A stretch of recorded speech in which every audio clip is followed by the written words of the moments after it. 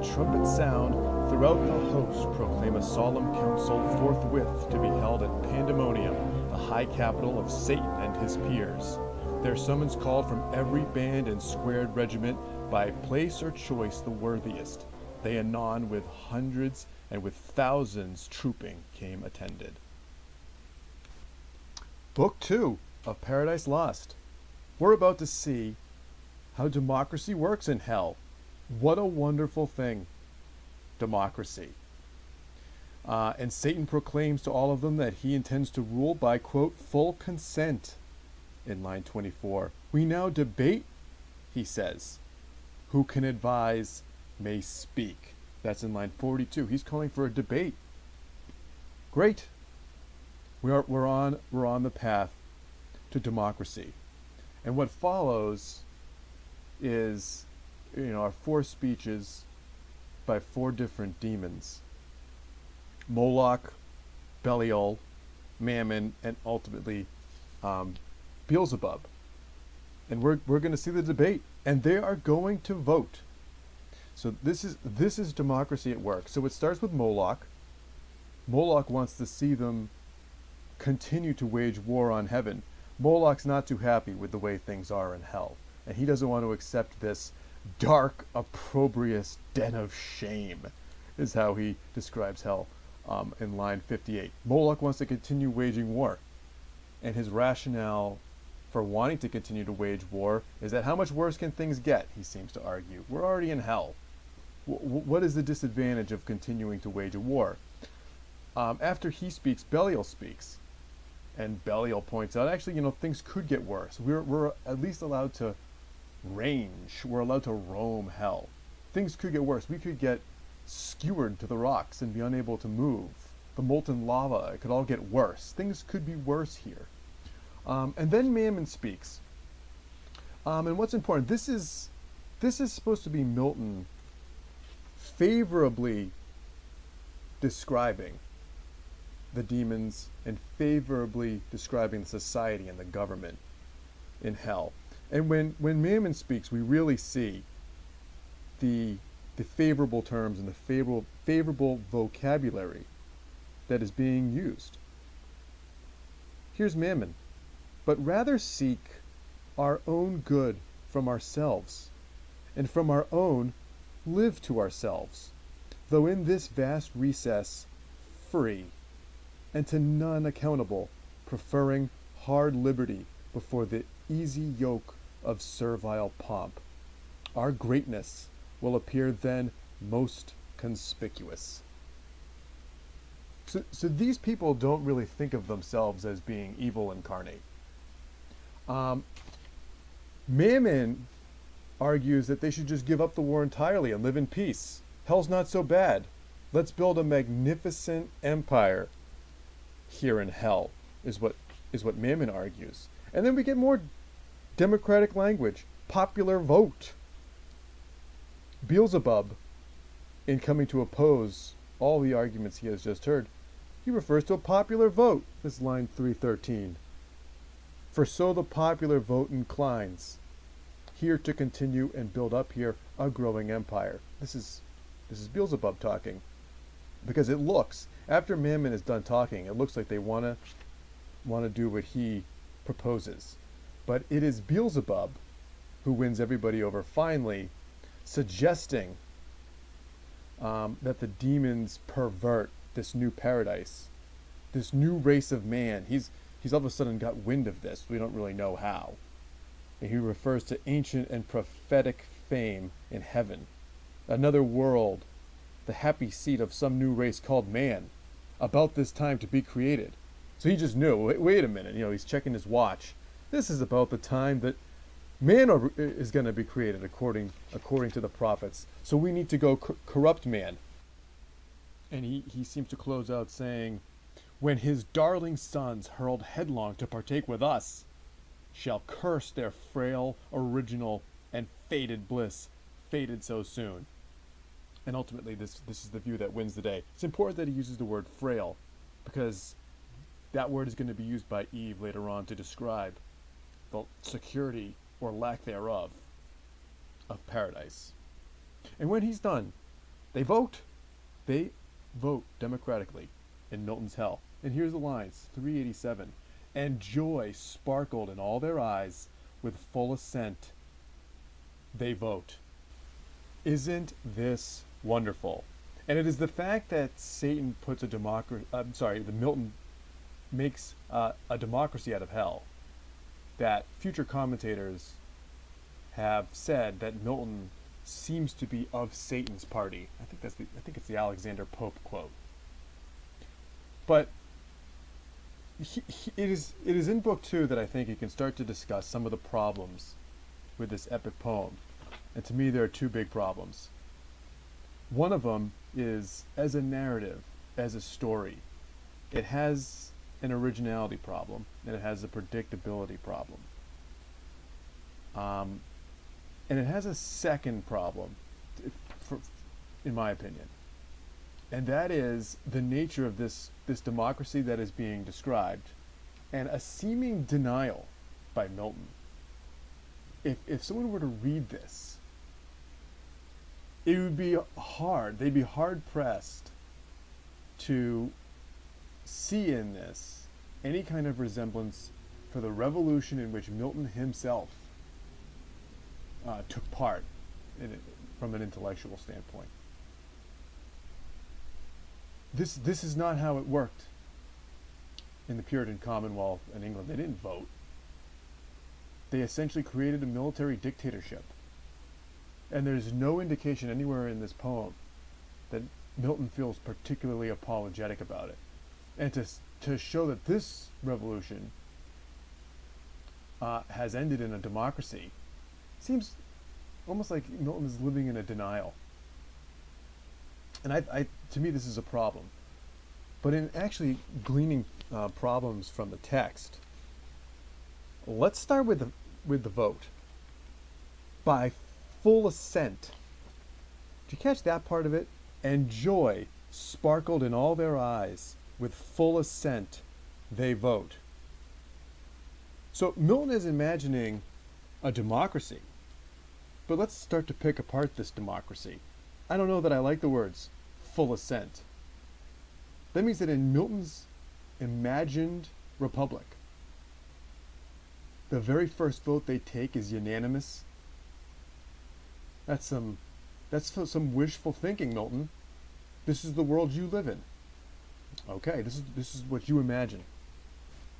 And also, how changeable are these demons? That moments earlier they were prepared to adopt Mammon's idea by a margin that we don't know, but a majority of them had just been convinced of the prudence of a certain course of action, and then all of a sudden Beelzebub speaks, and 100% of them agree with him. Who are these demons that they're so easy to convince? Milton lived through an era in British history in which the great protector of England had his troops enter the Parliament when they couldn't come to an agreement. He lived through a period in English history when the composition of the English Parliament was reduced to a rump. They called it the rump Parliament. People who disagreed were ferreted out. Milton lived through that. He knows full well what took place. So this seems to corroborate, doesn't it? That Milton finds no fault with that. That his vision of democracy is a democracy in which everybody agrees. And of further consideration is the fact that this poet, Milton, a guy who's got no problem putting words in the mouth of God, who has no problem putting words in the mouth of the Son of God, apparently can't be troubled to speculate what the actual organization of a democratic government might look like. He does nothing. In fact, if you go back to the beginning of Book 2, which is the book we're talking about, and you see Satan's introductory comments, for all of the passages in this book that are difficult to read, for all of the enjammed sentences, for all of the adjectives that could modify more than one word, and the irritation that goes into understanding this poem, this second paragraph of book 2 is particularly jumbled, particularly difficult to read. And I think this is Milton wandering on uncertain legs here. He's wobbly here, because in this paragraph, Satan basically speaks for them. Well, I sit on an unenvied throne, yielded with full consent. This is full consent that apparently he simply intimates. I guess he must read that in their faces, because there's no vote, there's no elections, there's no creation of some kind of legislature.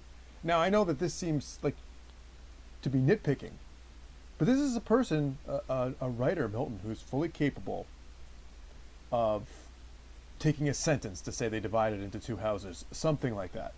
He could have done that, and he didn't. And I think that's very important.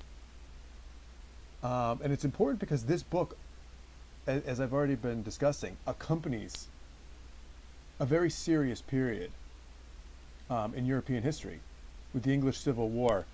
And to be a little anachronistic for a moment, at the time of the French Revolution, the art historian Simon Schema, he's alive today, writing about the French Revolution, here's what he had to say in kind of criticizing the creation of the National Assembly. Nor had this moment been reached through sage deliberations on workable government in the manner of the American Constitutional Convention, to wish that it had, is to mistake the process by which politics unfolded in France, a process that was always intensely theatrical and histrionic. This is Simon Schema's critique of the revolutionary government in France. And I bring this up because I think Milton has more in common with Robespierre than he does with Jefferson, if he's envisioning a democracy in which everyone agrees. A national assembly that is defined by theatricality? That doesn't sound like this. High on a throne of royal state, which far outshone the wealth, or Ormus, and of Ind, or where the gorgeous East, with richest hand showers on her kings barbaric pearl and gold, Satan exalted sat. Yeah, there's nothing theatrical about this. And their golden seats, 1,000 demigods on golden seats. That's the description that precedes this great council. Yeah, there's a little bit of theater involved. Is it histrionic? Well, they all go through they all describe what they've just gone through. They all describe in pretty stark terms how they interpret how the war in heaven has just gone. Now, of course, it's possible that Milton has included all of this deliberately, and that we're supposed to pick apart the democracy of hell. And that's a matter of interpretation. I don't think so. That's just not my opinion. That's not how I interpret this. I don't think he put that all in there to be criticized. I think he put all of this stuff in there because this is his real vision of democracy. I had mentioned earlier that there's a second problem with Paradise Lost. The problem I just discussed is that, it has nothing to do with really the text. It just seems like a hypocritical poem for this political component. But regarding the problem of the story is a little predictable because we know what's gonna happen. It's the story of the fall of man and the expulsion of Adam and Eve from the Garden of Eden, and the war in heaven, and the rebel angels falling from hell. But at the second half of book 2, this problem is less of a problem. We start to get a glimpse of Milton's creativity. After they decide that they're gonna corrupt man in the Garden of Eden, Satan takes it upon himself to go out and have a look at this world. And he's gonna go effectuate all of this. And there's more that could be discussed regarding all of that, but I have to choose my points of emphasis. So Satan leaves, And we get this opportunity for Milton. Well, Milton creates his own opportunity to invent two characters. Right? These characters don't exist in the Bible. Sin and death. And here we get, finally, let's have some fun with Milton. He gets to the gates of hell, and on either side he sees a formidable shape. The one seemed woman to the waist, and fair, but ended foul in many a scaly fold, voluminous and vast, a serpent armed with mortal sting. About her middle round a cry of hellhounds, never ceasing, barked. The other shape, if shape it might be called, that shape had none distinguishable in member, joint, or limb, or substance might be called, that shadow seemed. For each seemed either. Black it stood as night, fierce as 10 furies, terrible as hell, and shook a dreadful dart. So he sees these two entities. One of them turns out to be his daughter, Sin, and the other turns out to be Death. So he creates these characters. Some people have called this kind of like an unholy trinity. I don't know if that's exactly what he intended. I think it's funny though as he approaches them. The entire second half of this is of book 2 seems to be something of an embellishment, and I think it can just be appreciated as being highly descriptive and entertaining. I think you do need to remember that this poem wasn't written to bore us. This wasn't written for us to sleep through lectures. This is meant to be entertaining. I think it's funny that Satan approaches these two, and threatening them. He said, I don't want you to have to learn by proof, hellborn, not to contend with spirits of heaven. Isn't that kind of funny? His heavenly credentials have expired. He fell. And here he is lording it over these two. That he was born in heaven, and they weren't.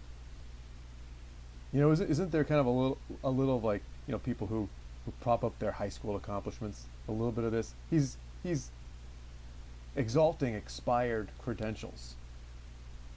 And they call him out for it. Yeah, we heard about you. Yeah, you're the traitor, says Death. You're that traitor angel. And he goes, and reckonest thou thyself with spirits of heaven, hell doomed. He calls him right out. And then there's another kind of funny moment, this stare down between Satan and Death. This should be a big moment. This is kind of fun. There's a stare down between Satan and Death. Each at the head leveled his deadly aim.